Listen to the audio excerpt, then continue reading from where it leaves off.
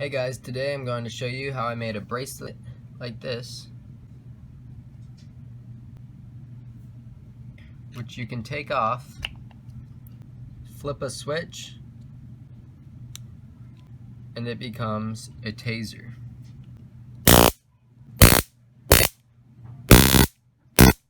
I hope you guys enjoy. Okay, so the heart of this project is one of these, a stun gun ring. I got a pink one just because it's cheaper, but it doesn't matter. We don't need the case, we just need what's inside. So I'm going to go ahead and take that apart real quick.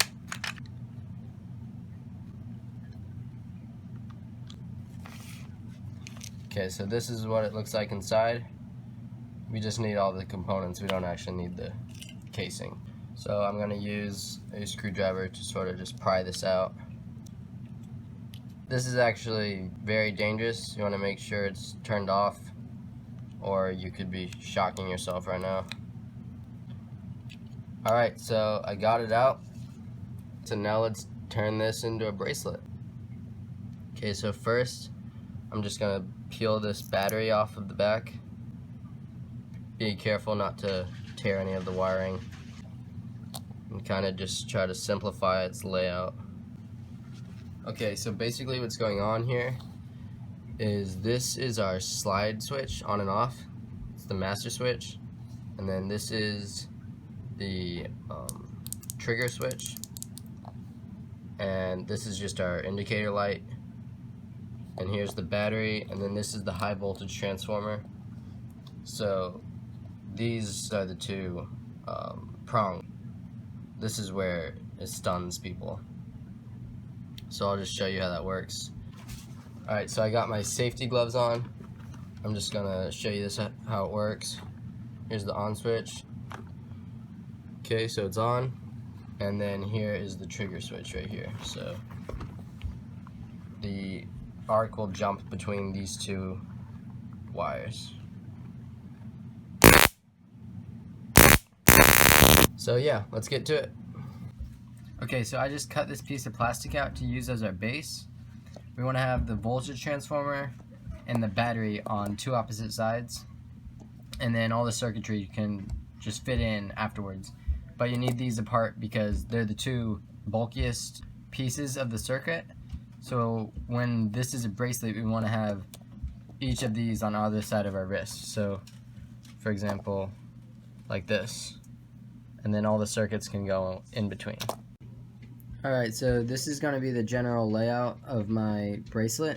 So this is the charging port, the master switch, the indicator light, the trigger button, and the high voltage transformer. And then we'll work with the prongs later. So you want to insulate all of your exposed wires and glue it all down to your plastic base. And then we can insulate the entire thing and make it permanent. Okay, so this is what it should look like. As you can see, most of the terminals are insulated so that they're not touching each other and messing up the circuit. I already put shrink tubing over this button switch, the trigger switch, and now I'm just going to do it on the master switch.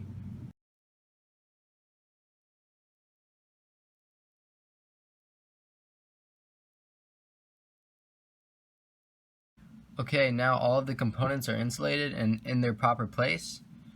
So just to show you guys what it's going to look like, this is going to go on top, and then it's going to wrap around your wrist like this. Alright, now it's ready to be made permanent. I'm going to slide this large piece of heat tubing over it and shrink it down. It's important that you remember where the switch is and the indicator light and the charging port, so that when it's on and shrinks down, you'll know where they are and you can cut out little slots for them. Alright, so this is what I have so far. As you can see, I have the switch exposed right here, and then the charging port down here. So I'll just show you guys that it still works. It's turned on. Now you can see the indicator light right there.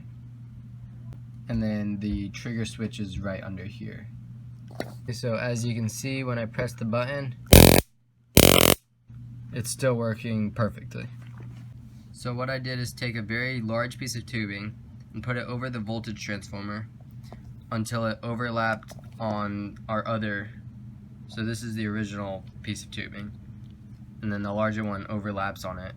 Here's the switch, and then I shrunk that down, and this side I shrunk completely, so that's how you get it on and off your wrist. And we're gonna shrink this down too. And then with the two terminals, you want each one to be coming out of either side of the tube, because if they're too close to each other inside, sometimes the arc will jump through the wire and then it'll put a hole in your wire, and every time you press the button, the arc will be inside of your circuit. And I put very small tubing around each of these wires just to insulate them better, to prevent that from happening. So now I'm gonna cut these terminals down to size and super glue it in place. Okay, now those are glued down, and I cut off this piece and put 2 holes in it for the terminals, and I'm just going to slide it over here and feed those terminals through and then shrink it down. So now that this piece is on, we're finished. You just charge it by plugging it in here and then plugging this into the wall. Here's the on switch, and the trigger is under here. I hope you guys enjoyed it. If you did, please give me a thumbs up and subscribe so you don't miss out on any more videos like this. Thank you.